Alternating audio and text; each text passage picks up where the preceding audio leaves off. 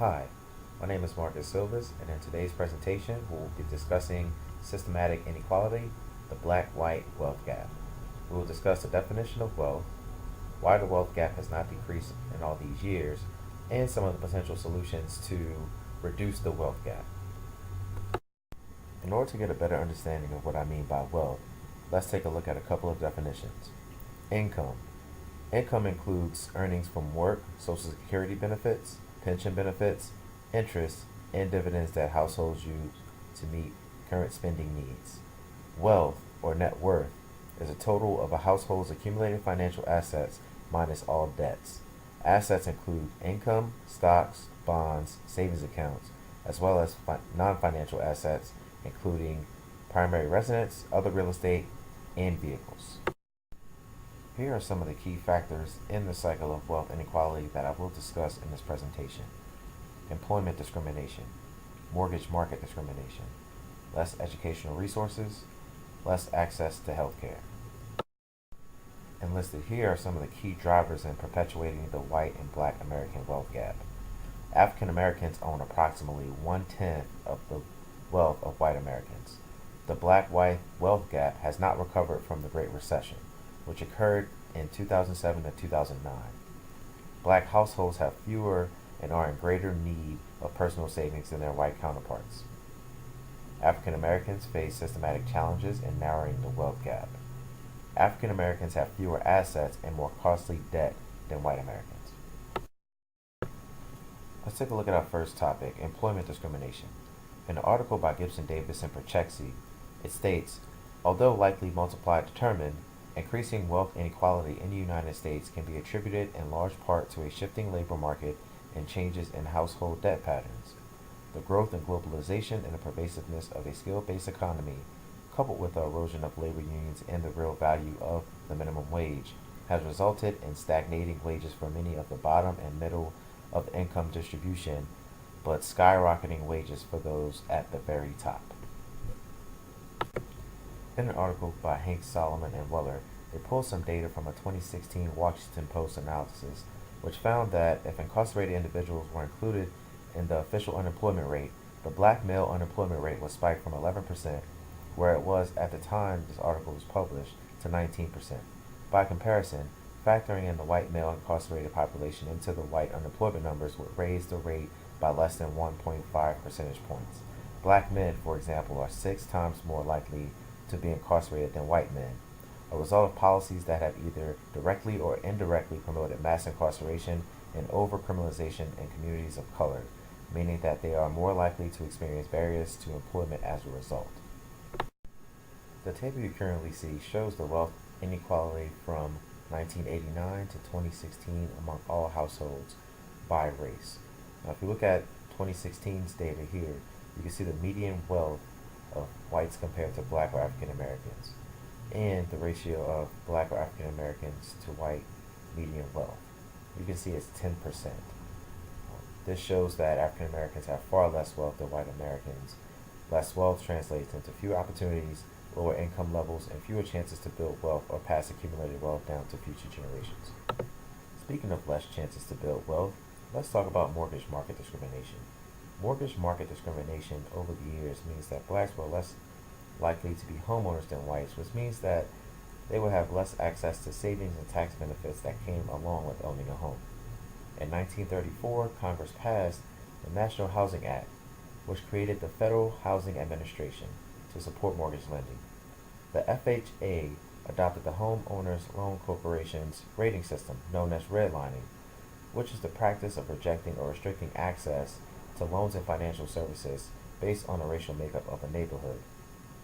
And this practice was solidified into policy by the federal government and adopted by private banks, shaping the segregated character of modern U.S. neighborhoods by limiting investment in communities of color.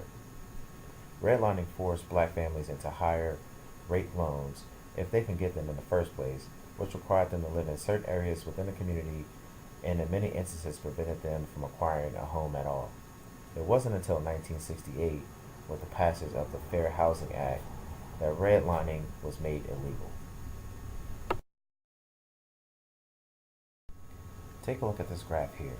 This is Zillow's analysis of 2013 data from the federal government, which annually collects information from mortgage lenders to identify possible discriminatory lending practices and to ensure that housing needs of all communities are being met.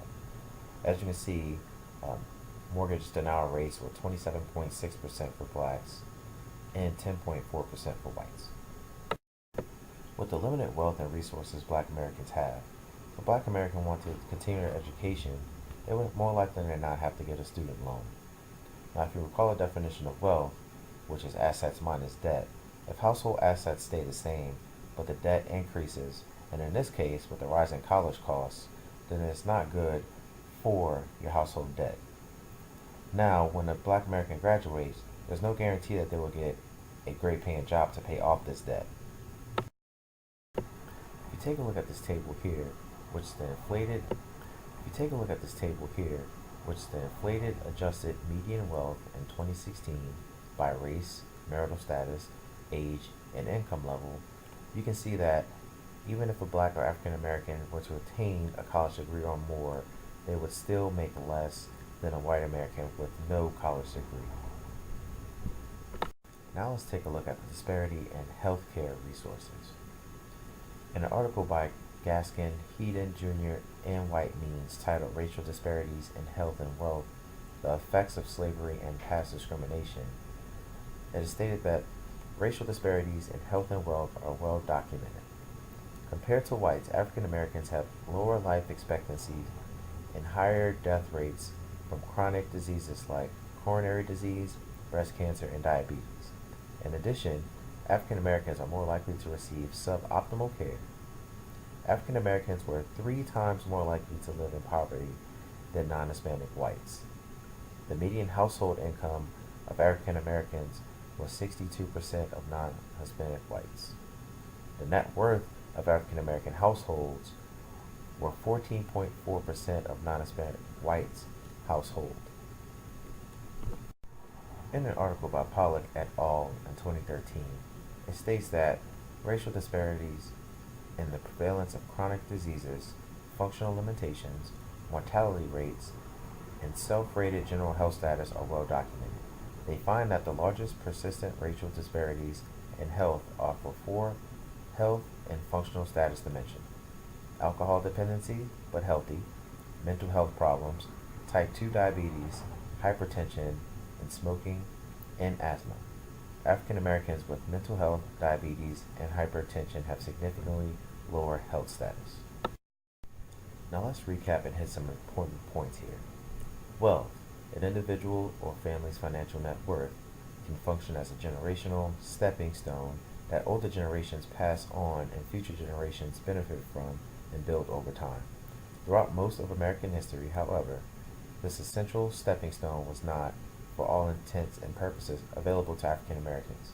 For blacks, the American experience began with slavery, which allowed whites to profit off of the bodies and blood of enslaved people who by rule of law were unable to live freely, let alone build wealth to pass along to future generations. More than 1.5 centuries since slavery's abolition, America has yet to fully reckon with how to atone for this original sin. The disparities that exist between blacks and whites today can be traced back to public policies, both implicit and explicit, from slavery to Jim Crow, from redlining to school segregation, and from mass incarceration to environmental racism. Policies have consistently impeded or inhibited African Americans from having access to opportunities to realize the American dream. Direct action must be taken to change an American system built on suppression, oppression, and the concentration of power and wealth. Here are some potential solutions to help end the cycle of wealth inequality. For employment discrimination, prison reform, end mass incarceration for black people. Ban the box on job applications. Expand paid leave for women, especially black women who already have trouble getting jobs, especially jobs with benefits. For mortgage market discrimination, redesign asset tax and social policies. Low-income housing tax credit, and increase housing voucher funding for black people who are having trouble getting homes. As for education, improve college affordability. Give access to loans that don't have as high of a interest rate so it'll give people a chance to pay their loans back in a reasonable amount of time. As for healthcare, increase access to healthcare. Another solution could um, raise minimum wage and protect Social Security. This table shows the state minimum wage in 2018, the change in low-wage workers' annual purchasing power compared to $7.25 in July 2009, and the additional annual purchasing power under $15 per hour federal minimum wage in 2024. If we could take a look at some of the potential solutions that I suggested, then maybe we can get black people some more opportunity and decrease this wealth gap.